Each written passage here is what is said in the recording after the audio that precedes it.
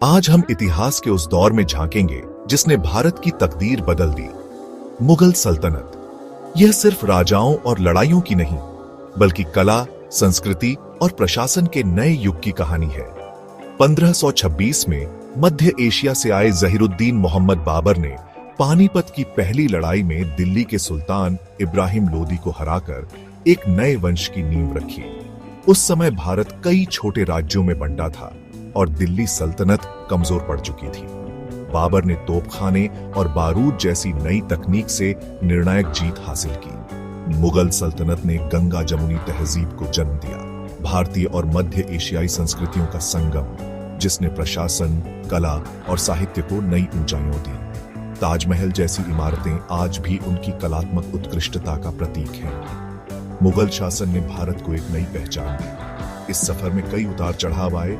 कुछ शासकों ने साम्राज्य का विस्तार किया, कुछ ने कला को ऊंचाइयों पर पहुंचाया और कुछ की नीतियों ने विद्रोह के बीज बोए। इस वीडियो में हम मुगल सल्तनत के इसी शानदार सफर को जानेंगे।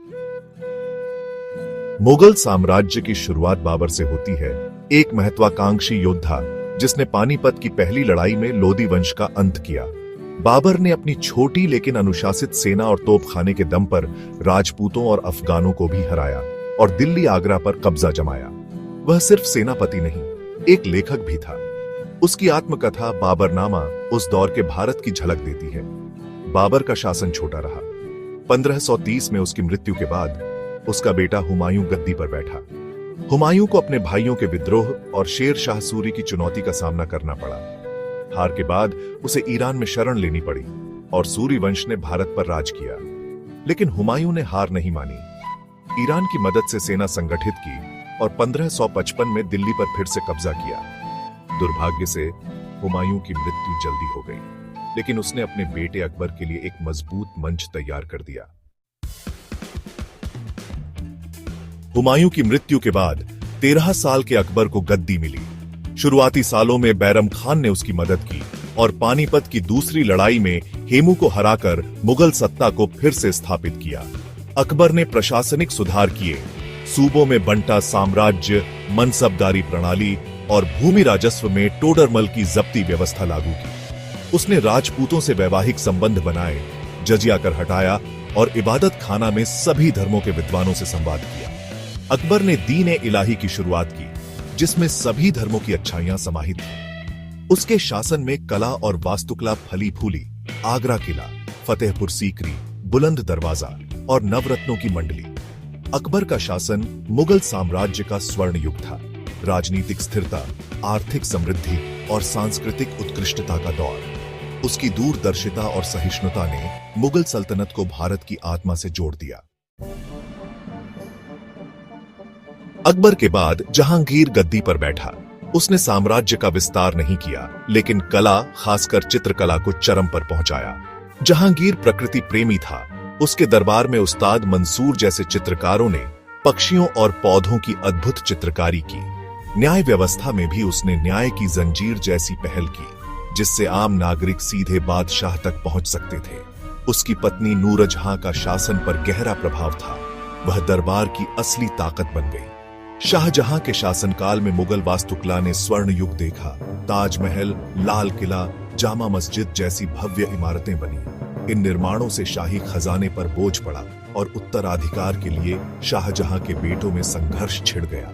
शाहजहां के अंतिम साल कैद में बीते और उसकी मृत्यु के साथ मुगल कला का स्वर्ण युग भी समाप्त हो गया। शाहजहां के बाद औरंगजेब गद्दी पर बैठा, एक कट्टर, अनुशासित शासक जिसने अपने पूर्वजों की उदार नीतियां छोड़ दी। उसने जजिया कर फिर से लगाया, मंदिरों को तोड़ा और संगीत नृत्य पर पाबंदी लगा दी। इससे जाट, सिख, राजपूत और मराठा विद्रोह भड़क उठे। औरंगजेब ने पहले उत्तर भारत में विद्रोह दबाए, फिर दक्षिण में बीजापुर, गोलकुंडा और मराठों के खिलाफ लंबा अभियान चलाया। साम्राज्य कश्मीर से कर्नाटक तक फैल गया, लेकिन यह विस्तार बहुत महंगा साबित हुआ। खजाना खाली और सेना थक गई। छत्रपति शिवाजी और मराठों ने छापामार युद्ध से मुगलों को परेशान किया। औरंगजेब दक्कन में उलझा रहा। 1707 में उसकी मृत्यु के बाद मुगल साम्राज्य अंदर से खोखला हो चुका था। उसकी कट्टरता और लगातार युद्धों ने सल्तनत की नींव हिला दी और पतन की प्रक्रिया तेज हो गई। औरंगजेब के बाद मुगल साम्राज्य का पतन तेजी से शुरू हुआ। कमजोर, अयोग्य उत्तराधिकारी, दरबारी साजिशें और गुटबाजी आम हो गई। अमीरों ने बादशाहों को अपनी कठपुतली बना लिया।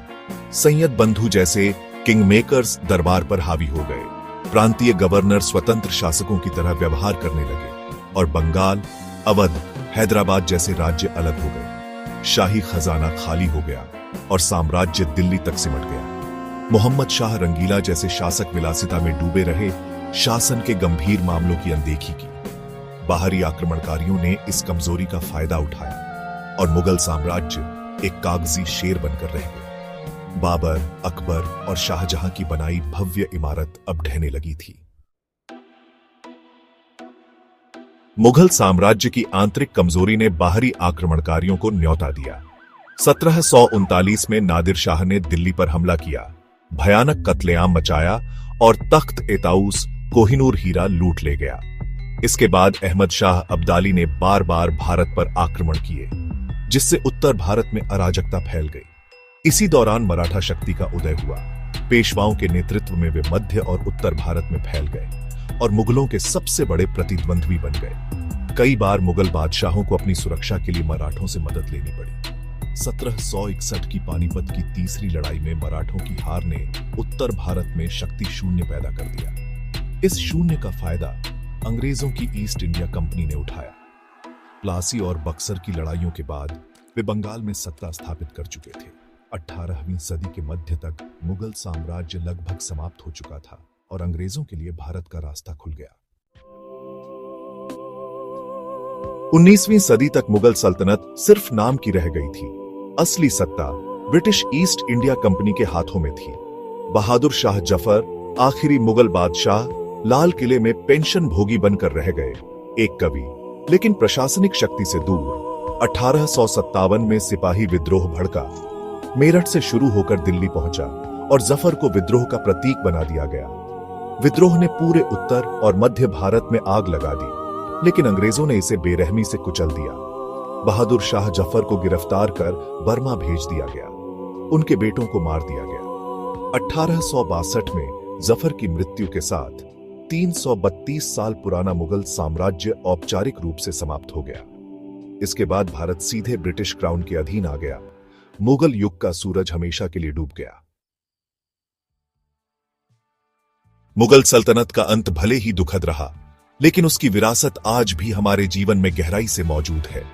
उनकी प्रशासनिक संरचना, जिले, प्रांत, राजस्व प्रणाली आज भी भारतीय प्रशासन की रीढ़ है।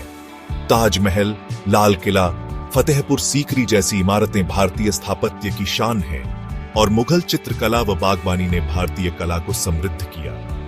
गंगा जमुनी तहजीब, उर्दू भाषा, मुगलई भोजन, ये सब मुगल काल की देन है जो भारत की विविधता में एकता को दर्शाते हैं। अकबर की धार्मिक सहिष्णुता और औरंगजेब की कट्टरता, दोनों से हमें सीख मिलती है कि सहिष्णुता से स्थिरता आती है, असहिष्णुता से विघटन। मुगल सल्तनत का उत्थान और पतन हमें याद दिलाता है, सत्ता स्थायी नहीं, लेकिन कला, संस्कृति और ज्ञान की विरासत अमर रहती है। यही है मुगल सल्तनत की सबसे बड़ी सीख। इतिहास बदलता है, पर उसकी छाया हमेशा हमारे साथ रहती है।